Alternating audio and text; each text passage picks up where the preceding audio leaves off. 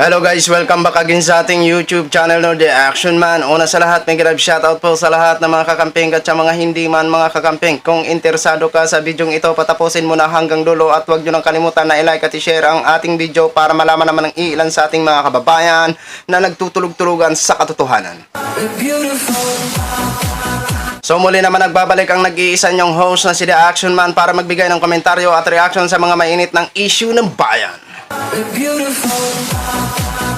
So ito mga ka-action, mga kakamping no, may gusto lang ho ako na i-share sa inyo. Alam ho natin na kapag may mga mainit na issue na makikita tayo o mapapanood sa lahat ng social media platform, ay agad-agad tayo nagbibigay ng mainit din na reaction at tama na reaction ho mga ka-action. Oo. Tulad na lang ho ng nakikita nyo po sa screen, yan po ang isi-share ko sa inyo at magbigay lang po ako ng aking side comment ho dito. Yan po yung si Sara Duterte, si Vice, no? Na kung saan, grabe ang pagbulusok ng kanyang ratings nga ho, survey ratings ho mga ka-action, no? Titingnan nyo yan, Okta survey po yan at nakakuha na lang ho siya ng 12% ho mga ka-action. Oo. Diba?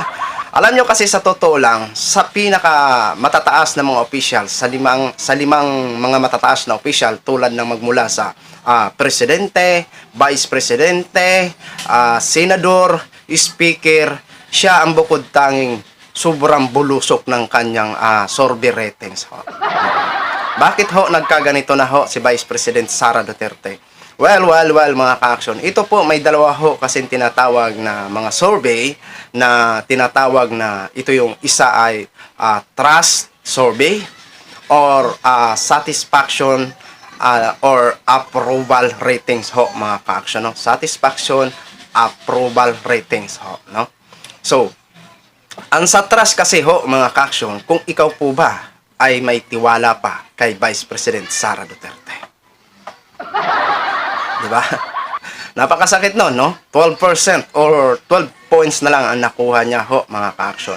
And then, ang pangalawa, ito naman ho, ang tinatawag na satisfaction or approval ratings. Na kung saan, kung kumbinsido ka pa ba sa kanyang ginagawa, sa lahat ng kanyang ginagawa, or hindi na. Diba?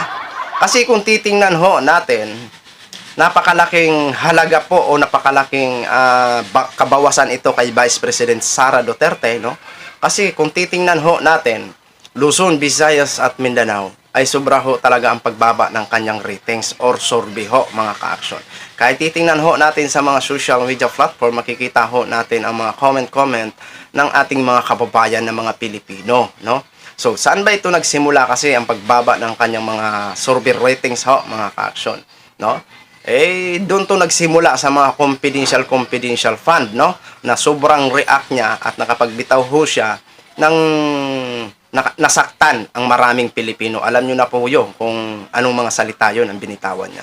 Doon ang mga taong bayan na parang nawalan na ng tiwala at hindi na kumbinsido sa lahat ng kanyang mga ginagawa. Kaya dito sa mga loyal or die hard, paano naman po yan? Pabulusok na ho ang ratings or survey ng inyong manok. Magagawa nyo pa ba ang paraan para ma-enhance ang kanyang pangalan? No?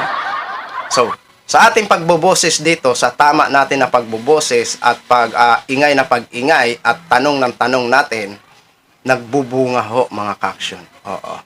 Kaya wag ho tayong matakot magboses basta nasa tama lang dahil karapatan ho natin yan bilang isang Pilipino. So yun lang ho mga ka-action, share ko lang ho sa inyo. Maraming salamat sa lahat nating mga viewers Luzon, Visayas at Mindanao all over the world. Ako po ang inyong lingkod si The Action Man. Have a good day everyone.